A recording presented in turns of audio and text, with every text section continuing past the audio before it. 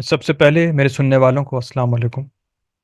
तहरीफ का 11वां वीडियो हम शुरू करते हैं और इसमें हम देखेंगे कि कुरान में फ़र्ज़ होने वाली इबादात क्या वो बाइबल में मौजूद हैं जिनके बारे में कुरान में ज़िक्र किया गया था, या तहरीफ की वजह से इनमें कोई रद्द बदल हो चुका है। ये कुरान की आयत जैसा कि आप जानते हैं, और नमाज कायम करो और ज़कात दो, बार बार ये अहकाम कुरान के अंदर मौजूद हैं। सूरह बकरा में ये बताया जाता है कि बनी इसराइल पर भी वो तमाम चीज़ें फ़र्ज़ की गई थीं, ज़कात, खैरात वगैरह, और नमाज कायम करने का हुक्म था। इस वीडियो में हम देखते हैं कि क्या बाइबल या तौरात इन आयात की तस्दीक करती है। नमाज शुरू करने से पहले वज़ू का हुक्म होता है जो कुरान में मौजूद है, और इसमें बताया गया सूरह मायदा में कि जब तुम नमाज पढ़ने के लिए खड़े हो तो धो लो अपने चेहरे और हाथ कोहनियों तक, और मसा करो अपने सरों का और पाँव को टखनों तक या टखने तक धो। असल में पाँव धोने का हुक्म है, और बहुत से लोग जो मसा को मानते हैं वो कुरान के मुताबिक नहीं है। अरबी की ग्रामर के हिसाब से अगर आप देखेंगे तो यहाँ पर पाँव धोने का हुक्म है, पाँव पर मसा का हुक्म नहीं है, और ये एक गलत फहमी है कि पाँव पर मसा किया जा सकता है। पाँव धोए जाने की दो दलीलें हैं और दोनों मजबूत हैं। एक तो ये कि यहाँ पे अरबी ग्रामर के हिसाब से पाँव जो हैं वो चेहरे और हाथों के साथ इसका शुमार हो रहा है, सरों के साथ नहीं हो रहा। चूंकि सर का ताल्लुक मसा से है और इन आज़ा का ताल्लुक गुस्ल से है, यानी धोने से है, इसीलिए पाँव धोए जाएंगे। और इसकी दूसरी दलील इब्राहीम अलैहिस्सलाम से जो वज़ू चला आ रहा है उसमें पाँव धोए जाते हैं, वहाँ पे कहीं मसा नहीं है, और ये माने तौरात के ऐन मुताबिक हैं कि पाँव धोए जाएं। आगे देखते हैं। अब आप देखिए, ये है तौरात की दूसरी किताब, और आयत कहती है, और तू उसके पाँव धोने के लिए पीतल का एक हौज बनाकर उसे खैमा, इज्तमा और कुर्बान गाह के दरमियान रख कर उसमें पानी डालना, क्योंकि हारून और उसके बेटों ने वहाँ हाथ पाँव धोए थे। ये खैमा वही है जहाँ मूसा अलैहिस्सलाम खुदा से बात करते थे, और यहाँ पर आकर वज़ू शर्त थी कि आपको पाक होना लाजिम था, और यहाँ पे हारून अलैहिस्सलाम ने अपने बेटों के साथ वज़ू किया, और आप गौर कीजिए कि उन्होंने हाथ और पाँव धोए, जैसा कि कुरान के अंदर यहाँ पर हुक्म है कि पाँव धोए जाएंगे, उन पर मसा नहीं होगा। मसा सरों का किया जाता था बनी इसराइल में, और ऐसे शख्स को जिस पे मसा किया जाता था जैतून का, उसे मसीह कहा जाता था। तो पादरी अपने लोगों को, जिनको लीडरशिप देनी होती थी, जिनको वो बड़ा बनाना चाहते थे या जिनको वो खलीफा चुनते थे, उनके सरों पर वो जैतून से मसा करते थे, और वो मसीह कहलाता था। तो मसा का ताल्लुक बनी इसराइल में भी सर से रहा है, और पाँव धोने का हुक्म है, जैसा कि आपने इस आयत में देखा कि हारून और उसके बेटों ने हाथ पाँव धोए। इसी वजह से यहूदी भी इसी तरह से इबादत से पहले अपने हाथ पाँव धोते हैं और वज़ू करते हैं। तो आप देख सकते हैं कि कुरान का ये हुक्म वज़ू का बाइबल में मौजूद है, और भी आयत हैं ये वज़ू के बारे में। मुख्तलिफ अंबिया के जो हैं वाक़यात में वज़ू का ज़िक्र आता है, लेकिन मैंने एक अहम आयत आपको यहाँ पे दिखाई कि कुरान का हुक्म अब भी तौरात में महफूज है। अब नमाज की तरफ आते हैं। कुरान के अंदर आपको शायद इल्म हो कि अक्सर कहा जाता है कि 3 वक्त की नमाज़ों का ज़िक्र है, 5 नमाज़ों का ज़िक्र नहीं है, और ये भी ऐन तौरात के मुताबिक है, क्योंकि तौरात में भी 3 वक्त की नमाज़ों का ज़िक्र है, और यहूदी 3 वक्त नमाज अदा करते हैं। तो आप देख सकते हैं ये आयत कुरान की आयत कहती है, और सलात कायम करो दिन के दोनों तरफ यानी कि दिन के दोनों कोनों पे, कह सकते हैं आप, दोनों किनारों पे सूरज निकलते हुए और ढलते हुए, और कुछ हिस्सा रात में। तो ये 3 वक्त की नमाजें बनती हैं, 5 की नहीं बनती। ये 3 नमाजें कौन सी हैं? कुरान में नमाजों का जिक्र हुआ है नामों से, जिसमें से एक नमाज फजर है, और हुक्म है कि और सलात कायम करो सूरज के ढलने से रात के अंधेरे तक।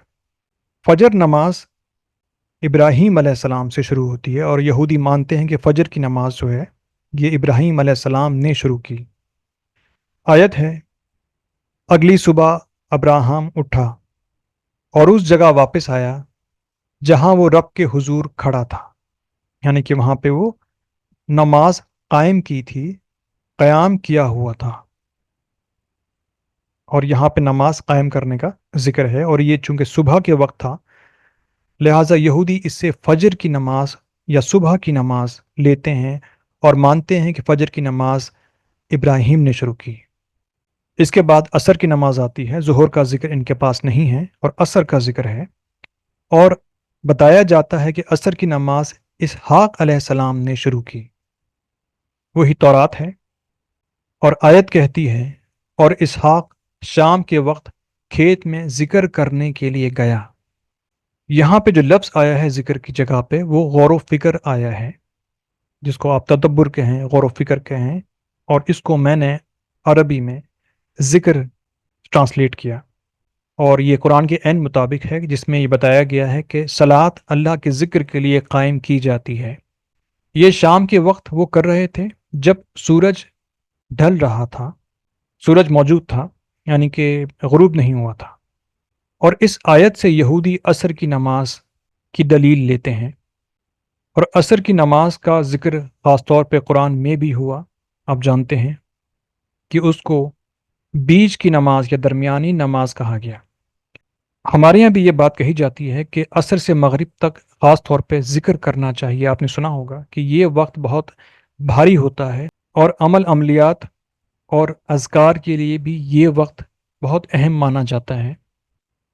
आगे हम देखते हैं कि तीसरी नमाज का जिक्र तौरात में कहाँ है, यानी कि इशा की नमाज। इशा की नमाज को यहूदी याकूब से मंसूब करते हैं और बताते हैं कि इशा की नमाज याकूब से शुरू होती है। उस याकूब ने एक जगह पर रोशनी की और सारी रात वहीं ठहरा। एक जगह पे ये सफ़र में थे, और एक जगह उन्होंने क़याम किया, और वहाँ पे इन्होंने इबादत भी की। और आयत कहती है कि क्योंकि सूरज गुरूब हो चुका था, यानी कि इशा का वक्त था। ये मगरिब के बाद की नमाज है, और यहाँ पे इनका जो क़याम हुआ था ये एक्चुअली इबादत थी, जिसे हमारे यहाँ पे इसको इशा की नमाज माना जाता है। याकूब ने वहाँ पर एक पत्थर लिया सोने के लिए, और उसको तकिया बना के सो गए थे। और सुबह वो उठे थे तो उन्होंने ख्वाब में देखा था कि ज़मीन से आसमान तक वहाँ पे सीढ़ी है, और जिसके ऊपर खुदा खड़ा है। और खुदा ने याकूब से बात की। सुबह उठने के बाद याकूब ने जो पत्थर सर के नीचे रखा था उसको इसी जगह पर नस्ब किया, और इस जगह को बैतुल्लाह का नाम दिया, क्योंकि उन्हें एहसास हुआ कि इस जगह की कोई रूहानी अहमियत थी, तभी यहाँ पर उन्होंने खुदा की छवि या फरिश्ते को उन्होंने देखा। तो इस तरह से यहाँ से हज की शुरुआत इनके पास हुई। उस पत्थर के गिर्द ये लोग 7 मरतबा रक्स करने लगे, और हज का मतलब इनके पास जो है वो फेस्टिवल है। इसको हम नेक्स्ट वीडियो में देखेंगे जब हम हज की बात करेंगे। तो यहाँ सूरज गुरूब होने के बाद जिस नमाज का जिक्र है वो नमाज इशा है, यानी कि 3 वक्त की नमाज हमने देखी। पहली नमाज जो इनके पास है वो शहरीत है, शीन, हे, रे, ये, ते। और ये हमारे पास लफ्ज़ सहर है, यानी सुबह, ये वही लफ्ज़ है। अरबी में ये सीन से लिखा गया है, इनके पास ये शीन से है। और सहर मतलब फजर, जिसको अरबी में हम फजर कह रहे हैं। दूसरी नमाज, और ये नमाज जो थी ये इब्राहीम ने अदा की थी फजर की। ये दूसरी नमाज इसहाक ने, जैसा कि आपने आयत में देखा था, और उसे ये लोग मिन्हे कहते हैं। یعنی کہ میم نون حلوے والی ہے اور گول ہے، اور یہ وہ نماز ہے جو اسحاق نے ادا کی. اس کو عصر کہا جاتا ہے ہمارے یہاں پہ. اور اس کے بعد ان کے پاس مغرب کی نماز ہے، میم عین رے یہ بے، جسے ہم مغرب بھی کہتے ہیں کیونکہ ان کا جو عین ہے وہ عربی میں غین سے تبدیل ہوا ہے. ان کے پاس غین کی آواز نہیں ہوتی یا وہ حرف نہیں ہوتا. تو یہودیوں کے پاس بہت سے الفاظ تورات وغیرہ میں جو عین سے آئے ہیں وہ عربی میں غین سے لکھے گئے ہیں، لہٰذا یہ مغرب جو ہے یہ مغرب ہے عربی کے اندر.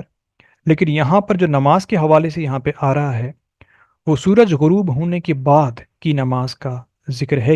یہ مغرب کی نماز نہیں ہے، اسی لیے اس کو عشاء کی نماز مانا جا سکتا ہے. تو آپ دیکھ سکتے ہیں کہ تورات میں 3 نمازوں کا ذکر ہے اور قرآن میں بھی 3 نمازوں کا ذکر ہے.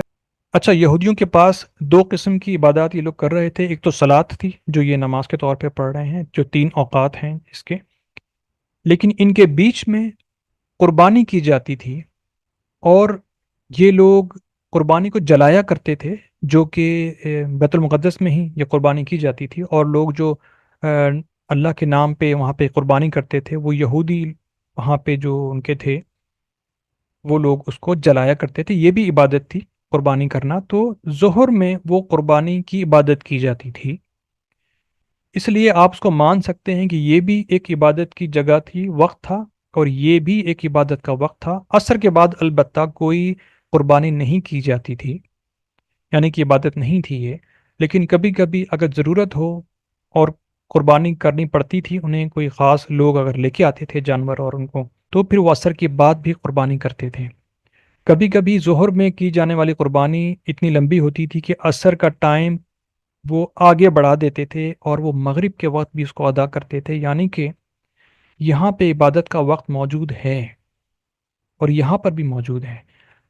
اگر ہم اس طرح دیکھیں تو یہ 5 وقت بن جاتے ہیں عبادت کے. 3 تو موجود ہیں اور 2 مختلف عبادات قربانی کی، تو یہ 5 اوقات تو ویسے بن جاتی ہیں. یعنی کہ 5 وقت عبادت ہے جو انڈائریکٹلی آپ دیکھ سکتے ہیں کہ نظر آ رہا ہے ہمیں. اور بہت ممکن ہے کہ یہ قربانی کی جو عبادت تھی وہ عرب میں صلات سے تبدیل کر دی گئی ہے، اور یہاں پر بھی جو قربانی اور دوسری عبادت کی جاتی تھی اس کو صلات سے تبدیل کر دیا گیا ہے، اور اس طرح سے یہ نمازیں 5 ہو چکی ہیں. لیکن قرآن میں بہرحال 3 نمازوں کا ذکر ہے جو کہ تورات کے عین مطابق ہے. اب آپ دیکھ رہے ہیں کہ ہر وہ بات جو قرآن نے کہی ہے وہ بائبل میں اسی طرح سے موجود ہے. پھر کیا آپ کو لگتا ہے کہ بائبل اب تک جو کچھ آپ نے دیکھا سنا اس سیریز میں، کیا آپ کو لگتا ہے کہ بائبل اس قدر تحریف شدہ ہے کہ اس پر اعتبار نہیں کیا جا سکتا؟ اس ویڈیو کو میں یہاں پہ ختم کرتا ہوں اس سوال کے ساتھ: ہر چیز جو ہمارے پاس موجود ہے دین میں وہ پچھلے صحائف اور انبیاء کی سنت میں موجود ہے، پھر آپ یہ کیوں مانتے ہیں کہ صحابہ اور حدیثیں نہ ہوتی تو آپ کو دینی معاملات کا علم ہی نہ ہوتا؟ غالباً آپ یہ بات اس لیے مانتے ہیں کہ آپ پچھلے انبیاء اور صحیفوں کو نہیں مانتے ہیں.